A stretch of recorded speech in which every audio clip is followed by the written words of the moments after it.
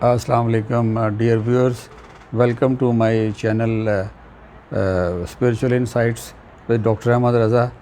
There is a series of Rumi's recitation going on this channel, and today I am going to recite one more verse from the Masnavi Mevlana Rum, and then I will briefly talk about it. Mevlana says that Darne obad hawle pukhta hiç kham pas sukhan ko tawbayad wassalam, that the imperfect cannot understand the states of affairs of a perfect man, and it is better to talk in brevity, talk briefly and say Assalamu alaikum. So what he is trying to drive at is that the spiritual state of a perfect man is different from the spiritual state of an imperfect man, a novice, a beginner, the one who has achieved completion, the one who has achieved perfection, the one who has achieved epitome of the spiritual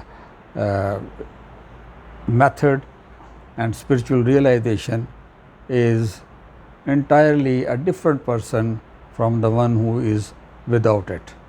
So he says that when you are talking with an imperfect person, spiritually imperfect person, the one who lacks realization, then the one who has not walked on the spiritual way, the one who does not comprehend the intricacies and the subtleties of the spiritual language and the experiences, verified by the spiritual masters, you should better avoid them.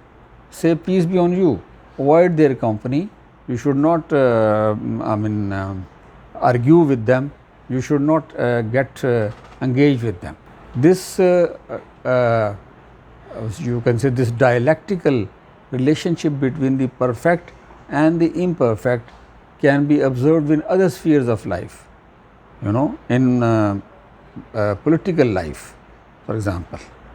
The leader who is more perfect, the leader who is more competent, the leader who is knowledgeable, the leader who is mentally and physically fit is more capable of leading his people. You see, you can apply this model and compare to the imperfect, the one who is who lacks knowledge, the one who lacks vision, the one who lacks insight, the one who lacks experience. He cannot lead his people in an effective way. So you can apply this to poetry, literature, you can apply this to psychology and several other areas in which the relationship between the perfect and imperfect becomes quite visible. Those who have attained perfection in any way, in spiritual way, in non-spiritual way, in an ordinary mundane way, doing some practical life experience, they are different from those who have not perfected themselves. The skill and the art which the perfect possesses cannot be assessed by the imperfect. So whether it is athletics, whether it is politics, or whether it is economics, the one who knows, the one who has perfected himself in the observation of reality, in the realization of different patterns and different sets of experiences is far more superior than the one who has no access to these kind of data and these kind of reflections and insights. So Rumi simply says that if you want to grow on the spiritual path, or for that matter on any a worldly path, on a material path that is also part of it, so you must join the company of the perfect people, the perfect man and the perfect guide and the perfect people, and only they can lead you to a perfect life, they can lead you a perfect realization. And what he advises to the seeker and the person who is trying to look for perfection in his life or in her life, he says that avoid, says peace be on you, avoid the company of the imperfect people.